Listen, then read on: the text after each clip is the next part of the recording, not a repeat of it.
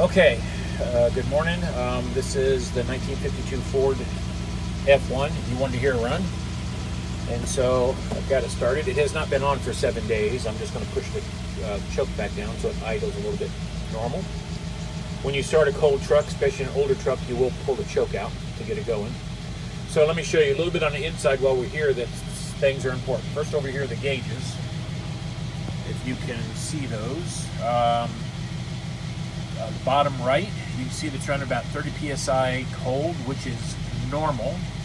As the truck warms up and idles, it will drop. As you drive, oil pressure will build up and it will run about 60 psi at full throttle. So running down the interstate 60, 65 miles an hour, you'll get full oil pressure up to about 60 or 65.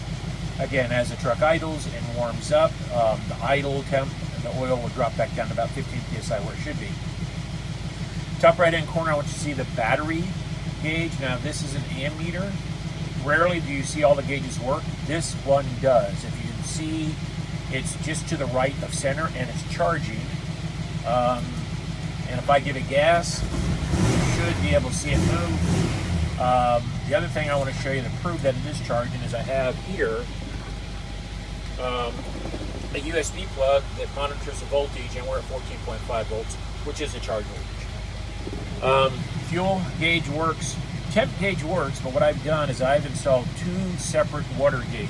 One here for the driver's side, one here for the passenger side, and then I've installed a tachometer. Because this is a daily driver and I use it all the time, I want to know exactly how the engine is running, which is why I've got the two gauges. You can take this back to the electrical gauges that the truck came with, simply by putting the two sending units in, pulling the two mechanical gauges, and hooking up a wire, and you're back up and running. But like I said, I run this all the time, so I want to make sure both sides of my engine are cool.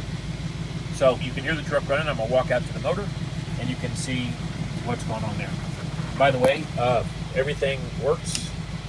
Flashers here, up here, which again is rare. Normally those aren't working right. There, you'll see it's working right. If I turn on the headlights, you can see it. You should be able to see it lighting up under there. These are actually LEDs installed.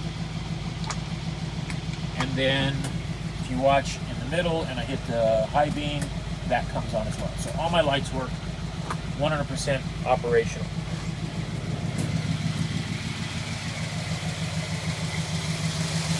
This is the motor.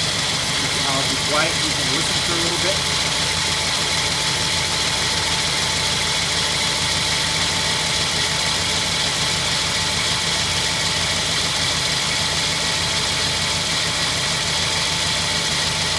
You'll see there's no ticking, there's no knocking.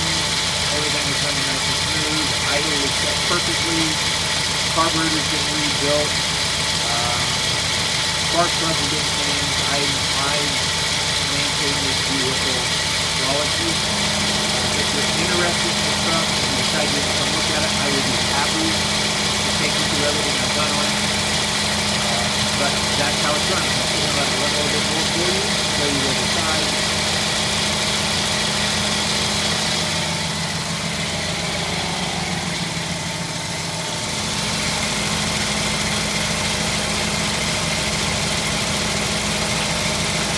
Hear that nice flathead sound is what we're listening to. Because of the right there underneath those covers. As opposed to the bottom.